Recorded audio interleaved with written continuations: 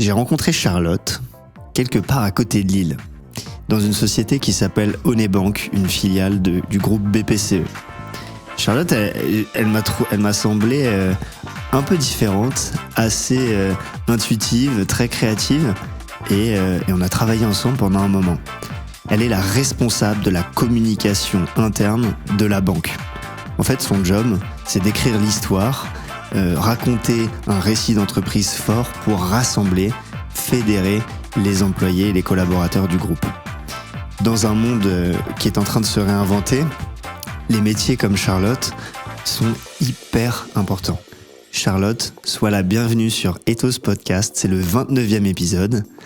Merci d'être là. Merci à toi Samuel, je suis ravie d'être là aussi. Trop cool. La première question que je veux te poser, c'est une question que je pose à tous mes invités, c'est celle de t'inviter à raconter ton histoire, peut-être même à la troisième personne. Charlotte, d'où viens-tu? Que fais-tu? Qu'est-ce qui t'a amené à devenir responsable de la com? Alors comme tu l'as dit, Charlotte, elle vient du nord de la France, pas du tout destinée à la base à travailler en banque, ce métier un peu très cadré. J'ai démarré dans des études de stylisme, donc effectivement très créatif. Et puis au fur et à mesure, je me suis rendu compte que c'était pas tant le dessin qui me plaisait là-dedans, c'était toute l'histoire qu'on racontait autour du vêtement. Donc j'ai continué à chercher, j'ai fait de la communication externe, je suis arrivée à Paris en fait pour faire ça, et j'ai adoré, j'ai découvert un univers incroyable, beaucoup de fêtes aussi, j'ai organisé les défilés pour la Fashion Week parisienne, donc génial pour la jeune femme que j'étais, mais au fur et à mesure je me suis rendu compte que je m'éloignais de mes propres valeurs, que finalement ce monde dans lequel j'évoluais était un peu loin de l'authenticité et la simplicité que je cherchais. Et c'est tout naturellement que je suis arrivée vers la communication interne et à mon retour dans le Nord aussi, pour une entreprise de textile qui s'appelle Promode. Ça a été une vraie découverte. J'ai adoré travailler là-bas. J'ai adoré raconter cette histoire justement de cette entreprise familiale. J'y suis restée 8 ans. Il n'y a pas eu que des bons moments. Il y en a eu des mauvais. Mais en tout cas, il y avait cette soif de raconter et l'histoire de l'entreprise et l'histoire des gens qui la composent. Et puis, au bout de 8 ans, j'avais envie de nouveaux challenges et je suis arrivée chez Onet en banque.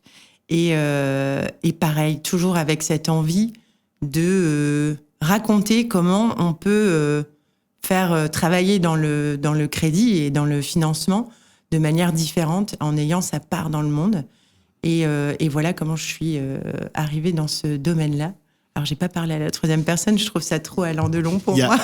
Il y a aucun problème. Mais voilà comment je suis arrivée et ben je m'amuse et je prends beaucoup de plaisir à rencontrer toutes ces personnes-là.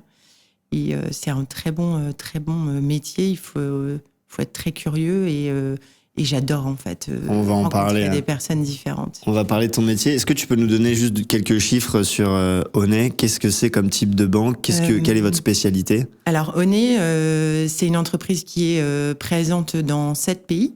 C'est une entreprise qui a plus de 40 ans, qui a été créée par la famille Mullier, par Auchan.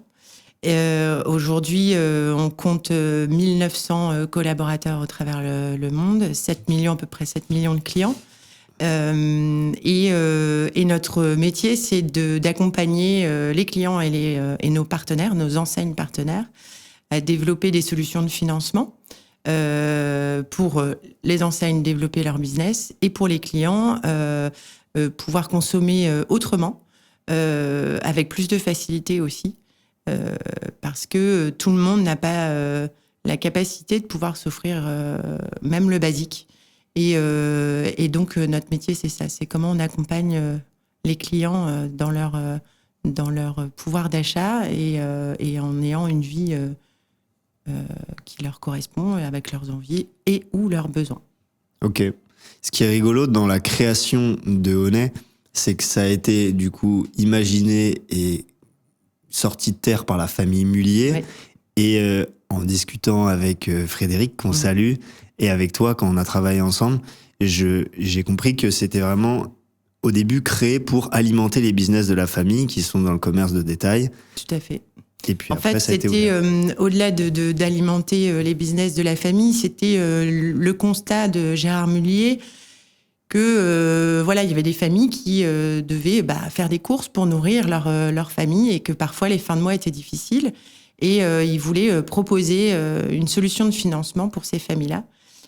Et il voulait l'internaliser, parce que Gérard Mullier, il aime bien, c'est un développeur, et il avait envie de le développer dans son giron.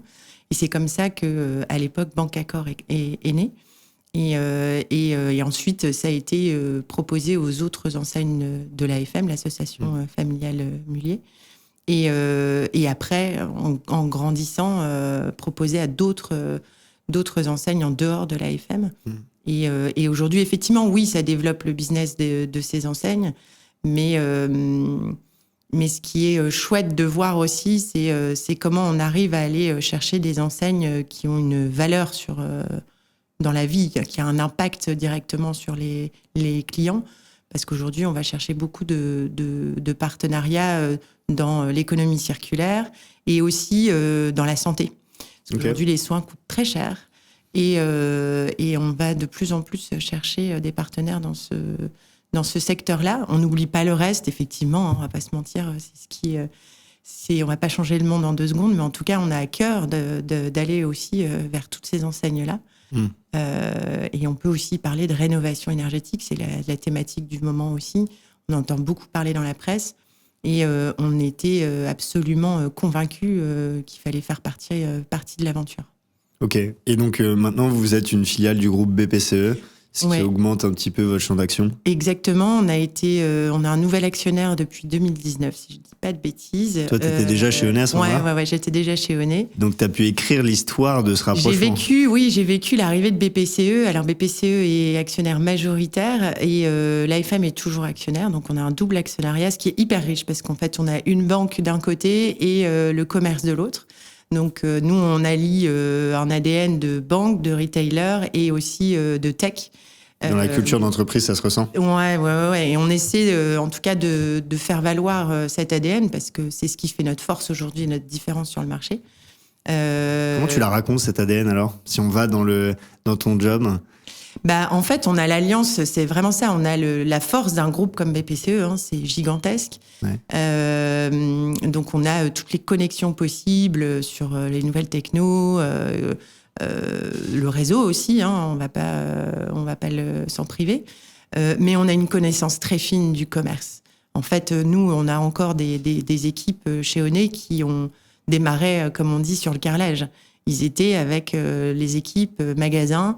Avant l'ouverture du magasin, à mettre en place les choses, les PLV, etc. en magasin. Qu'est-ce que c'est une PLV ? Une PLV, c'est, j'ai plus le nom, mais c'est de l'affichage en magasin. Ah, ok. C'est de la publicité sur le lieu de vente. Ça y est, mes cours de marketing me reviennent. Et en fait, c'est comme ça qu'on met notamment en avant nos solutions de financement en magasin. Mais ce qui fait la différence, et c'est vrai que c'est des équipes qui sont essentielles, c'est que on est sur le carrelage avec eux. Okay. Et on sait ce que c'est que le business d'un partenaire, on le connaît en fait, parce que on a des relations très étroites avec eux, on les suit depuis plusieurs années. Et donc cet ADN-là, cette proximité, elle se ressent aussi dans nos équipes. Comment tu définirais ton métier au quotidien ? Qu'est-ce que tu fais ? Je peux pas le dire au quotidien. Chaque jour est différent. Ok, déjà c'est sympa. Ouais, c'est génial. Mon métier au quotidien, c'est une bonne question. Je fais le lien. J'ai beaucoup d'échanges informels. Beaucoup, parce que dans mon métier, c'est hyper important de comprendre dans quel état d'esprit sont nos collaborateurs. Dans quel état d'esprit sont aussi nos dirigeants, parce qu'il y a aussi ça. Donc, je fais beaucoup d'informels, de discussions dans les couloirs ou entre 2 réunions. Et après, je fais beaucoup de réunions pour piloter les projets, coordonner des personnes. Je fais souvent le parallèle avec un chef d'orchestre, en fait. Moi, mon rôle, c'est de faire jouer une musique à plusieurs personnes qui ont des expertises différentes, mais puis qui pour autant ont un objectif commun.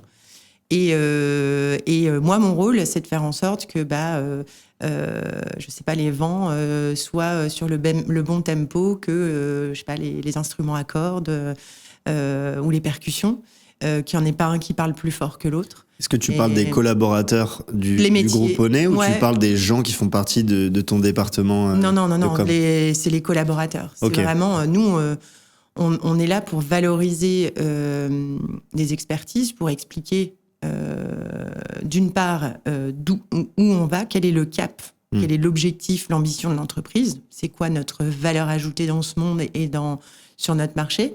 Donc ça, c'est une première chose, qu'on peut appeler la stratégie ou l'ambition d'une entreprise. Et d'autre part, pour venir donner corps à cette stratégie, je valorise et je mets en lumière les projets des collaborateurs. Et donc, c'est pas moi qui en parle, c'est eux je les invite à en parler, comme toi tu peux le faire là aujourd'hui. Je les invite à en parler, mais ils savent pas forcément faire. Eux, ils sont experts d'une thématique très précise, d'un métier très précis. Et mon rôle, c'est de faire le lien entre cette expertise, l'expertise d'à côté aussi, qui va l'aider à produire son projet, et aussi de le raccrocher à une stratégie d'entreprise. Pourquoi on fait ça ? Et pourquoi on le fait comme ça ? Et pourquoi on le fait à plusieurs ? Et pourquoi ? Parce qu'on s'est écrit un cap et une trajectoire qui est partagée et claire et qui donne envie d'aller. Donc toi, tu essaies de mettre le doigt sur le sens, le fameux why de Simon Sinek. Pourquoi est-ce qu'on fait les choses ? Pourquoi est-ce qu'on se lève le matin ? Pourquoi est-ce qu'on rejoint la banque ? Qu'est-ce qu'on fait ensemble ? Quelle est la mission qui nous dépasse ? Pourquoi est-ce qu'on décide de travailler dans un magnifique site que j'ai visité, qui est sublime, tout blanc et tout, c'est assez étonnant. Qui sont nos clients ? Pourquoi on les sert ? Quelle est notre vision ? Donc ça, c'est pour l'interne. Si tu pouvais juste donner une définition, ça serait quoi la définition de la com interne versus la com externe ? La com interne, on va travailler, on va communiquer auprès d'un public de collaborateurs et de dirigeants aussi, mais on va appeler tout ce beau monde des collaborateurs, et on va travailler plutôt la notion d'engagement, de fierté, d'appartenance. Alors, c'est parfois des termes galvaudés, mais ça reste une réalité. C'est pourquoi on vient travailler chez Onet et pas chez le concurrent.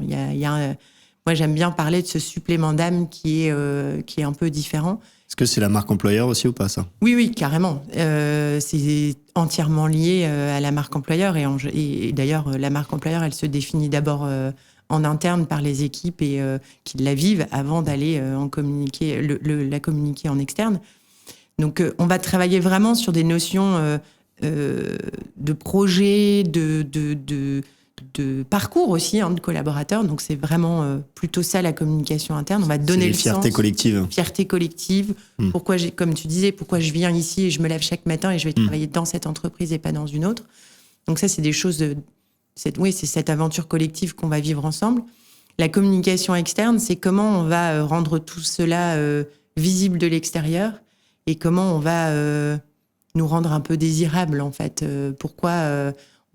Comment on va aller chercher de nouveaux talents, comment on va donner envie de nous rejoindre. Et puis ça, sur plein de cibles différentes. Nos clients, nos partenaires et évidemment... les futurs talents qui souhaiteraient nous rejoindre. Et c'est pour ça que c'est hyper important que comme interne et comme externe soient extrêmement bien maillés, parce que tout ce qu'on fait en interne, on va dire quasiment, pas dans la totalité, mais il y a une grande partie des sujets qu'on traite en interne qui vont être traités en externe. Pas de la même manière, pas avec le même ton, pas dans le même timing, mais en tout cas, il faut qu'on soit extrêmement bien alignés sur tous ces éléments-là, parce que l'un ne va pas sans l'autre. Donc tu travailles main dans la main avec la direction de la communication externe. Tout à fait. Et une stratégie commune.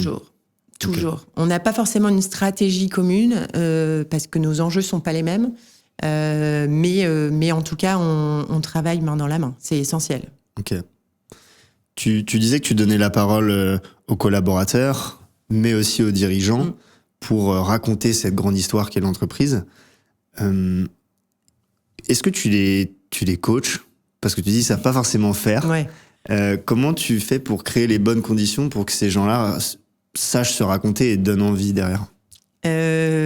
Ça dépend vraiment d'une personne à l'autre. Mais la première réaction, c'est « Ah non, non, non, Charlotte, tu peux pas me faire ça. » Si, on va y aller, ça va être sympa, t'inquiète pas. Non, je crée déjà des conditions de temps. Hein. On se voit plusieurs fois pour travailler.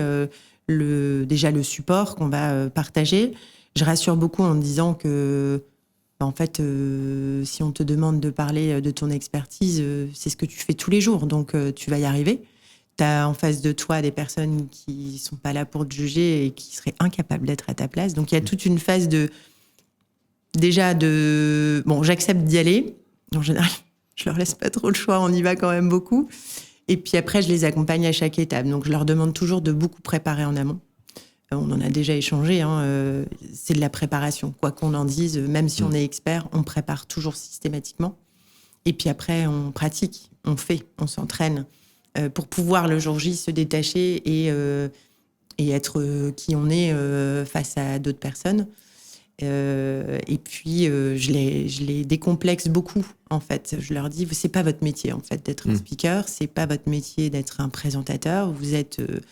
data analyst, j'en sais rien, responsable RH, voilà, tu es là pour parler d'un projet que tu connais parfaitement. Il n'y a que toi qui verra que tu as oublié des choses. Et puis si c'est pas parfait, moi ça me va plutôt bien parce que c'est une notion dont on a déjà échangé. J'adore l'imperfection imparfaite, en fait. Non, l'imperfection parfaite, pardon. Parce que c'est ce qui rend les choses authentiques. Et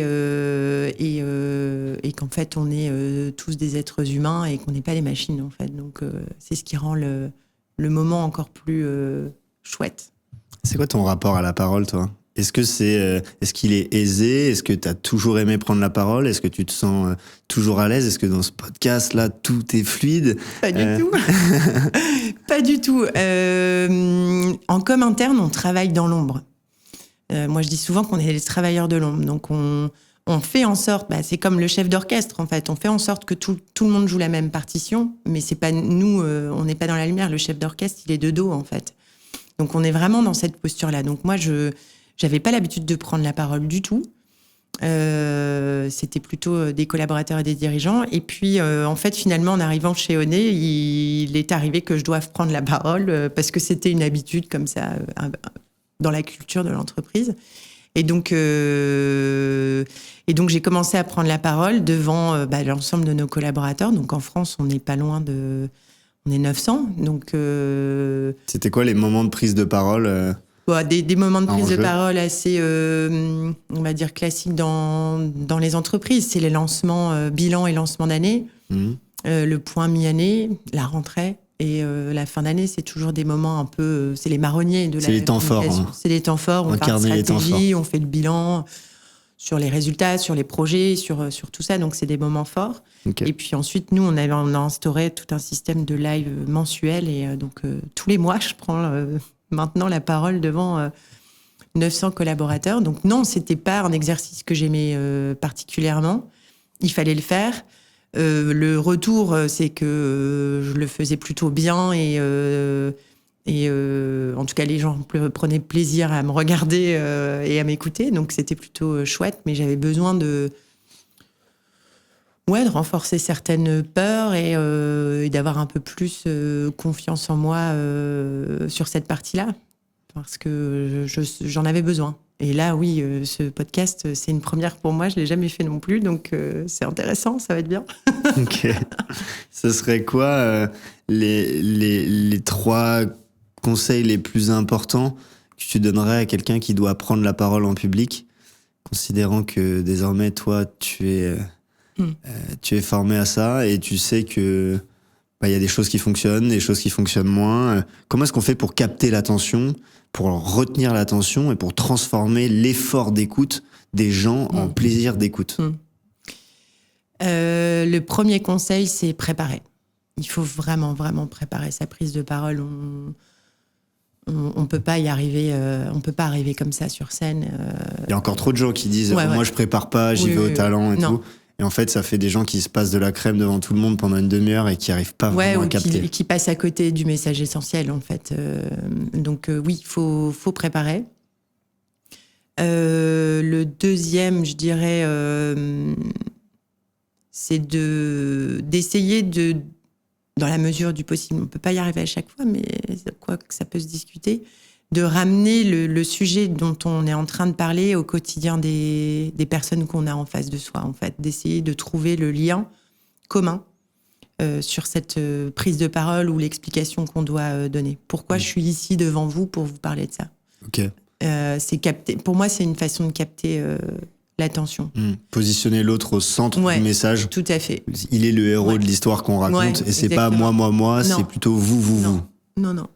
C'est exactement ça. Il faut réussir à l'ancrer soit dans le quotidien, soit dans une façon de voir le monde ou un projet. Mais il faut inclure la personne les personnes auxquelles on parle dans son histoire. Et la troisième, c'est ce que je dis systématiquement, il faut prendre du plaisir, en fait. On n'est pas là pour se faire violence. Il faut vraiment prendre du plaisir. Donc, il faut essayer de réussir à se détacher du passage obligé, de toutes les petites notes qu'on s'était prises.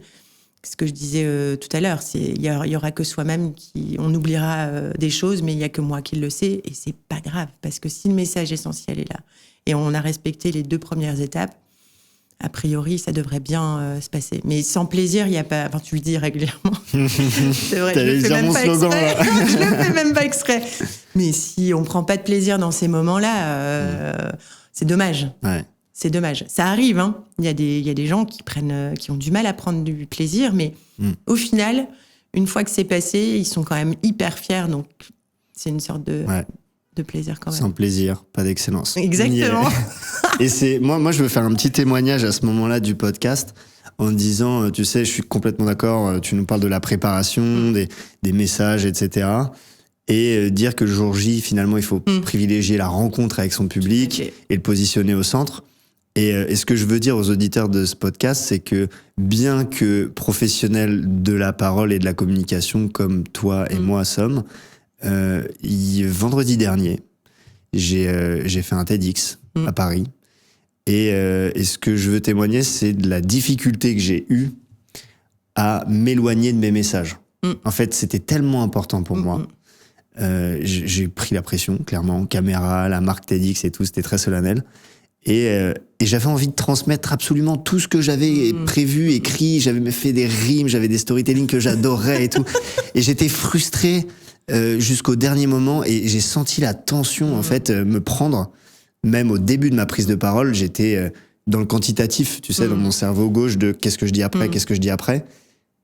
Et au bout d'un moment, j'ai switché, je l'ai senti, j'ai dit bon, merde, stop. En fait, ce qui compte, c'est ce que je vis moi et ce que j'arrive à tisser comme lien avec mon auditoire. Donc voilà, ce que je veux dire, c'est que le choix de la relation plutôt que le choix du message, il est très difficile, même quand on est un pro, et surtout quand on bosse beaucoup et qu'on tient aux prises de parole. C'est normal d'avoir cette tension quand on prend la parole. Ouais, et au final, quand tu arrives à t'éloigner de ça, c'est là où tu es le meilleur, en fait. C'est là où, quand tu lâches prise, finalement, comme tu dis, du mental, et que tu es vraiment présent, ça se voit tout de suite. Et c'est assez rigolo de le voir, d'ailleurs, sur des prises de parole, parce qu'on enregistre beaucoup, et du coup, je suis amenée à regarder... les replays, si je veux retrouver une info ou quoi. Et en fait, tu le vois quand les gens basculent. Au début, il y a la tension de oh, mon Dieu, tout le monde me regarde. Et puis après, au bout d'une minute ou deux, quand ils sont, ça y est, ils sont lancés, on voit qu'ils basculent, en tout cas s'ils y arrivent, hein, mais en général, ils y arrivent. Ils basculent dans OK, là, je suis là avec les gens. Et puis, je discute et je regarde. Et puis, oui, j'oublie peut-être 2-3 trucs, mais... c'est pas grave, le message principal est passé. Et puis, si jamais on veut me poser des questions, en fait, je suis là. On a du coup découvert ton parcours, Charlotte. Ensuite, tu nous as expliqué ce que c'est que la com interne et la différence avec la com externe. Tu nous as parlé de l'importance de raconter l'histoire collective d'une entreprise pour créer les conditions de l'épanouissement et de la performance en interne. Et tu viens de nous donner les 3 meilleurs conseils de prise de parole. Et j'ai trouvé ça canon. Ce que je te propose, c'est qu'on bascule sur une deuxième partie d'interview. On va parler de leadership. Ce podcast, il parle d'éloquence, de communication et aussi de leadership. Je pense que tout ça est très lié. Toi, tu côtoies des dirigeants au quotidien. On s'était même un jour entraîné dans une magnifique salle tout en haut de la tour BPCE de nuit. C'était comme Paris, c'était Gotham City, c'était trop beau. Et on s'était entraîné moi, j'avais fait le dirigeant et tu m'avais coaché pour me préparer à une conférence ou un média. C'est quoi, selon toi, les grandes qualités que tu reconnais à des dirigeants, des dirigeantes, en tout cas des leaders inspirants?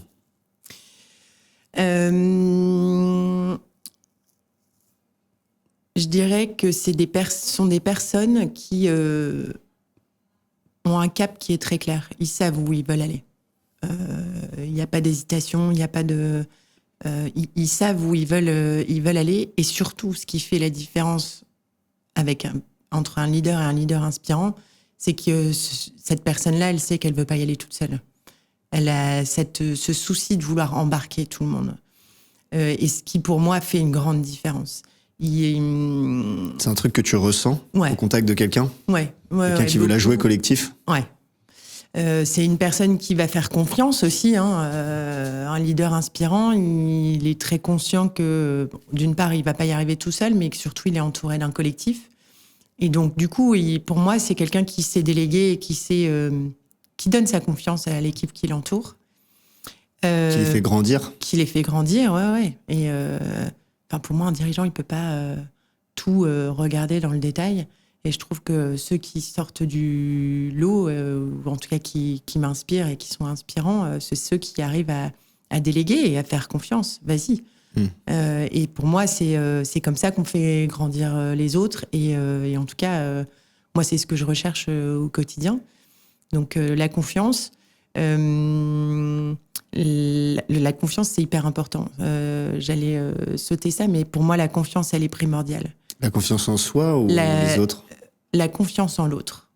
Il faut faire confiance en l'autre. C'est hyper important. Parce que si on montre des signes à l'encontre de ça, ça peut pas fonctionner. On est dans le contrôle, du coup. Et pour moi, la confiance réciproque, elle est hyper importante. Dans les deux sens, d'ailleurs. On doit avoir confiance dans son leader et le leader doit pouvoir faire confiance à l'équipe. Comment on crée la confiance? Pour moi, alors, ça peut paraître un peu bête de dire ça, mais c'est assez intuitif. En fait, on se dit les choses, on balise un périmètre. Pour bien avancer, j'ai besoin d'eux. Et en fait, pour moi, ça se décrète pas forcément, mais ça se ressent, en fait.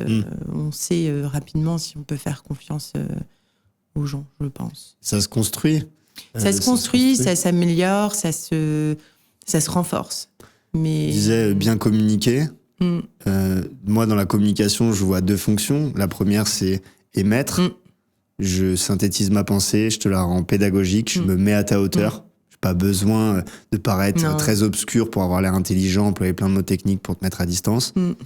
Et la deuxième fonction de la communication, c'est la réception. À quel point je t'écoute? Vraiment? À quel point je te considère?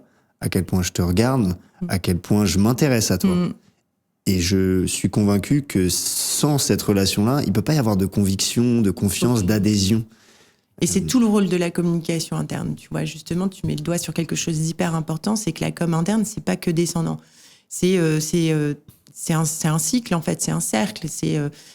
Oui, bien sûr, on doit partager des informations importantes, mais il y a beaucoup aussi de choses qui remontent, des collabs, des envies, des besoins. Et c'est hyper intéressant de challenger ces deux façons de voir les choses, parce que parfois, on peut être en décalage entre le message et la réception.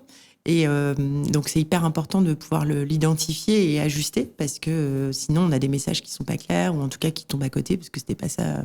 Donc ça, c'est hyper important. Si on revient sur je sais plus où on en était. Non, tu disais... Le leader inspirant, ouais, pour moi, il y a beaucoup de...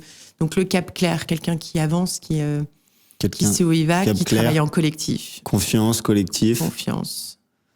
Et après, beaucoup d'authenticité. Alors, c'est peut-être très personnel, mais je trouve que les dirigeants qui sont très authentiques dans leur façon d'interagir, dans leur communication, mais puis même la façon d'interagir au quotidien, c'est ceux qui sont les plus les plus impactants et les plus inspirants. Comment on fait pour être authentique ? Parce que parfois, la peur et l'enjeu créent une armure ou un masque qu'on n'arrive pas à enlever. C'est une très bonne question. Je sais pas comment on peut. Je pense qu'on peut pas devenir authentique. On l'est. C'est quelque chose d'assez ancré dans ses valeurs ou dans sa façon de voir le monde et la vie. Par contre, on peut s'attacher à être le plus possible. Il faut essayer effectivement d'enlever ce masque ou cette armure de je suis dirigeante donc je me dois d'eux. Bien sûr, il y a cette part-là, mais je suis convaincue que l'authenticité, elle est plus, c'est plus vertueux en fait. On peut très bien être dirigeant, être le plus authentique et le faire à sa manière, avec sa façon d'être, sa façon de bouger, sa façon de parler. Et je trouve histoire, que quand on est aligné, justement, on parle souvent d'alignement tête, cœur, trip, quand c'est aligné, tout ça, on arrive à de l'authenticité pure. Et là, après, on aime ou on n'aime pas le personnage, peu importe. Mais en tout cas, on est juste. Toi, tu as le sentiment d'y arriver au quotidien ? À parler et à manager, à diriger, à incarner quelque chose qui ressemble à la Charlotte du privé, de la... Oui. Ouais. Oui. Je suis pas très différente dans le pro ou dans le perso. Je suis vraiment pas très différente. Et je suis pas très différente non plus avec quand je discute avec un dirigeant ou un collaborateur. Je suis que ce soit chez Onet, chez Auchan ou chez BPCE, je suis toujours assez. Oui, je suis authentique. Je me suis jamais dénaturée ou j'ai jamais changé de façon d'être en fonction de mon interlocuteur. Comment tu arrives à mettre... je vais pas dire que je m'adapte pas ou je m'ajuste pas, mais il y a bien sûr toujours beaucoup de respect de la hiérarchie, mais j'ai tout autant de respect pour un collaborateur qui a une expertise incroyable que je ne connais pas et que je n'ai pas. Donc c'est juste des choses différentes, mais non, je suis assez authentique. Moi, je pense que contrairement à ce qu'on croit, la parole n'est pas un sport de combat, mais bien un sport d'équilibre. Une capacité à équilibrer les relations, peu importe que la personne en face de moi soit mon ou ma chef, je vais lui parler avec respect, mais de manière égale. D'ailleurs, ils vont apprécier ça. Ils vont sentir que vous avez pas peur et que vous arrivez à équilibrer les relations.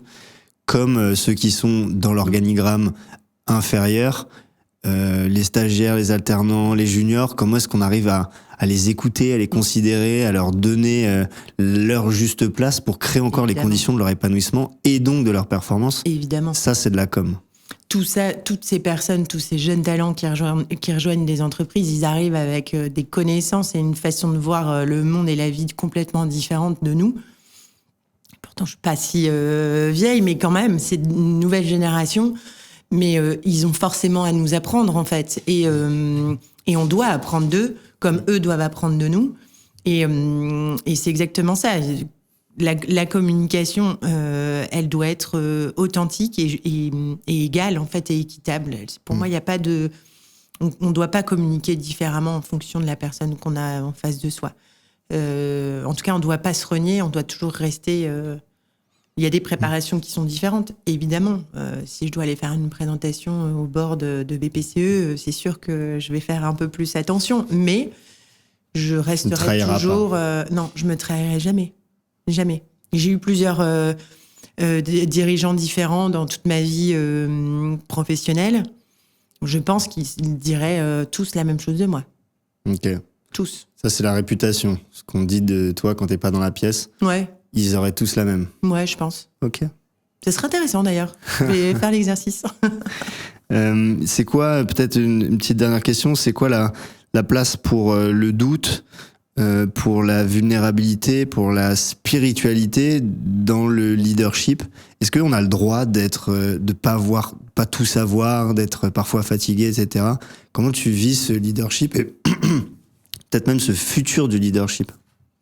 Bien sûr que je sais pas tout et que je doute beaucoup.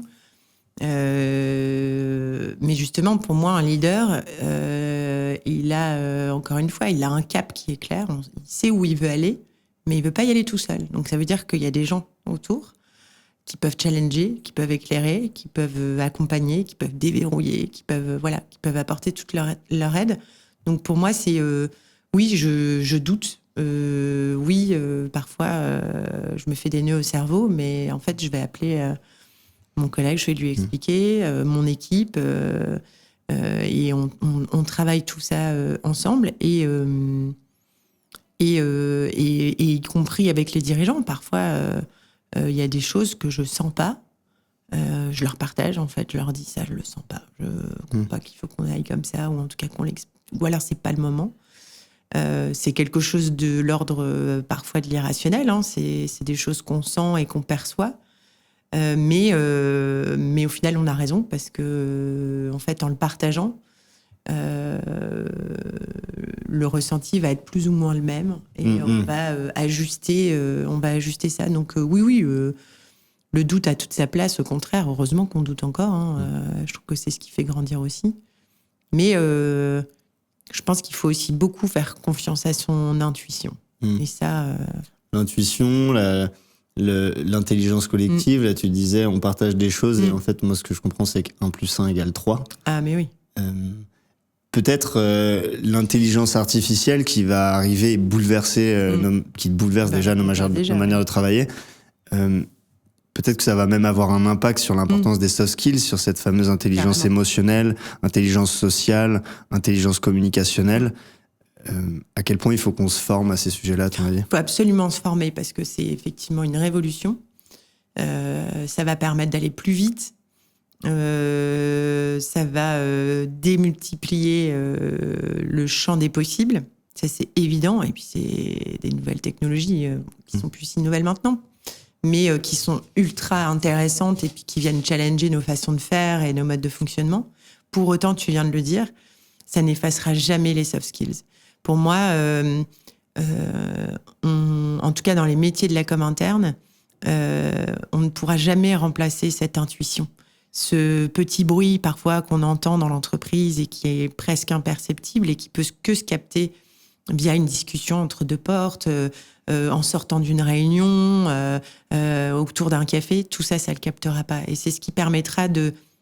Je dis souvent, on peut faire la meilleure des communications internes, donc la plus jolie visuellement, avec tous les messages qui vont bien, dans le bon timing. Si c'est pas challengé, si ça ne vient pas d'un besoin d'un collaborateur, et que ça n'est pas accompagné collectivement, elle servira à rien. Donc tout ça, pour moi, l'IA ne l'aura pas. Alors peut-être que je suis en train de dire une bêtise et que dans quelques mois, on me dira l'inverse, mais toute l'intelligence émotionnelle, situationnelle, le regard qu'on peut avoir aussi, tout ça, il l'aura jamais, l'IA. Parce qu'on perçoit beaucoup de choses dans la posture de quelqu'un, on perçoit beaucoup de choses dans le regard de quelqu'un. Et ça, on ne pourra jamais l'avoir avec tous les outils qu'on peut développer. La relation humaine, elle restera toujours présente, et un élément essentiel d'une communication. Peut-être même que c'est une opportunité, l'IA, en fait. Carrément. C'est l'opportunité de passer plus de temps les uns avec les autres, parce que le sens de l'histoire, c'est de se libérer du travail grâce à la technologie, l'analyse de données, la consolidation des données, même un peu la créativité par moment va être challengée. L'idée, c'est que ça nous fait gagner du temps. Ça nous fait gagner du temps pour créer des liens de confiance, pour nous écouter les uns les autres. Et je pense qu'au contraire, ça va développer encore plus de créativité, parce que finalement, maintenant, on va mettre un prompt, hop, ça va nous sortir tout un tas de choses. Ça va nous obliger à être encore plus créatifs. Je vais sûrement me tromper, mais il y a un producteur de musique ou un musicien international qui a sorti un livre, je crois, là-dessus, ou un podcast, je sais plus, et qui dit justement que l'IA, ça va nous obliger à être encore plus créatifs, et c'est ce qui fera la différence demain. Là, ce matin, dans tout le monde artistique, en fait. Ce matin, en écoutant la radio, j'entendais que le patron de Deezer racontait que il y avait de plus en plus de musiques qui sont intégralement composées par des IA. Je pense qu'on s'éloigne un peu. Oui, pardon. L'idée, c'est que ça fait... oui, c'est une opportunité en tout cas, mais ça ne remplacera pour moi jamais les relations qu'on peut créer avec les autres. Et je te disais, l'intelligence situationnelle, émotionnelle, elle ne pourra jamais être remplacée. On espère, j'y crois aussi. Dans cette deuxième partie, du coup, on a vu les grands points du leadership, les grandes qualités selon toi. On a parlé du style des leaders, de l'authenticité, de l'introspection nécessaire pour réussir à embarquer. On a parlé même du doute et du futur de leadership. Et on vient de faire une petite digression sur l'IA. Ce que je te propose pour terminer ce podcast, Charlotte, c'est de faire un petit jeu où je commence la phrase et je t'invite à la terminer du tac au tac, sans trop réfléchir. Okay. Ça va ? Ouais. Un bon orateur ou une bonne oratrice, c'est quelqu'un qui se prépare. L'éloquence permet de... L'éloquence permet de... La communication permet d'avancer, Non, c'est pas avancer. L'éloquence permet de... Rassembler. Non.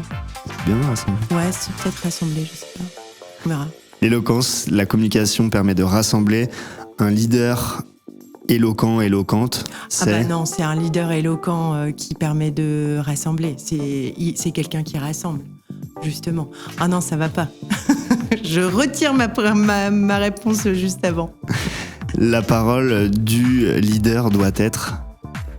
Inspirante, engagée, authentique. De quoi est-ce que tu préfères discuter avec les gens que t'aimes ? De la vie, ce qu'ils vivent. Non, c'est vrai. Leur quotidien, leur vie. Ce qui les... Je vais pas dire non plus leur passion, mais... Ce qui les anime. Non, c'est pas tant ça, mais c'est leur vie, en fait. Qu'est-ce qu'ils font ? Qu'est-ce qui fait qu'en ce moment, ils sont bien ou pas bien ? Et comment on peut parler de tout ça ? D'accord. La fin de ce podcast, c'est une carte blanche. Je sais pas si tu avais pensé à ce sujet-là, mais à la fin des épisodes, je donne la parole à mes invités pour qu'ils abordent le sujet qu'ils veulent pendant 2 minutes. Une passion, un truc auquel tu crois, peut-être qu'il y a un point qu'on aurait oublié dans cet échange. La parole est à toi, Charlotte. Je pense que la communication interne, c'est un métier, une matière qu'on connaît peu. Et qui mériterait d'être plus connu parce que d'autant plus dans le monde dans lequel on vit aujourd'hui, que je trouve particulièrement trop violent parfois et très superficiel. Pour le coup, en tout cas moi, la manière dont je vois et je mets en place la communication interne, c'est qu'on est beaucoup dans l'authenticité, on s'attache à créer du lien avec tous les collaborateurs, on essaie de donner du sens. Et je trouve que dans ce monde mené par les réseaux sociaux, la communication interne, elle devrait être un peu plus visible. C'est un travail de l'ombre, mais qui doit quand même être plus visible. Et donc, s'il y a des jeunes talents les jeunes qui cherchent un peu leur voie et qui savent pas forcément. Pour moi, il y a je pense qu'on peut trouver beaucoup de choses dans ce métier. Si on aime les relations humaines et qu'on aime travailler en collectif. C'est hyper important. Et ensuite, le deuxième point que je voudrais partager, c'est que c'est sur l'intuition. On en a un peu parlé, mais je trouve qu'il faut se faire de plus en plus confiance par rapport à nos intuitions intérieures, en fait. Parfois, on a cette petite voix qui nous dit « Ah non, si, vas-y ». Et je trouve qu'on n'en parle pas assez et qu'on ne le développe pas assez dans ce monde. Et j'espère que ça va changer un peu parce que je pense que le monde a besoin de ça, de personnes qui s'écoutent un peu plus, mais pour le bien collectif, en fait. Dans un monde où, encore une fois, je trouve que c'est très individuel et très individualiste et il faut repenser le collectif, en fait. Il faut vraiment se dire que on n'est pas une somme d'individus côte à côte, on est ensemble, en fait. Et je trouve que j'ai encore regardé les infos hier. En plus, la période, elle est un peu propice. C'est peut-être ça aussi qui biaise mon intervention. J'ai eu plein de rétrospectives du 13 novembre, etc. Et je trouve qu'on perd cette notion de collectif. Et en tout cas, moi, je m'attache, à mon niveau, bien sûr, à rassembler et à faire que ce collectif il soit ultra positif, en fait. Et ça, je ne vais pas faire Gandhi, mais quand même, je trouve que notre monde il irait un peu mieux là-dessus. Donc voilà, il faut penser collectif, être authentique et suivre son chemin de vie et prendre du plaisir avant tout. Et ben cet épisode s'appellera « La communication interne est un sport collectif et authentique ». Définitivement. Merci beaucoup. Merci. Chers auditeurs, merci d'avoir écouté cet épisode jusqu'au bout. S'il vous a plu, n'hésitez pas à le partager autour de vous et à nous mettre 5 étoiles sur les différentes plateformes d'écoute. L'ensemble du cabinet Ethos et moi-même, nous tenons à votre disposition si vous souhaitez gagner en confort et en impact à l'oral. Et n'oubliez pas, sans plaisir, pas d'excellence. Go Ethos!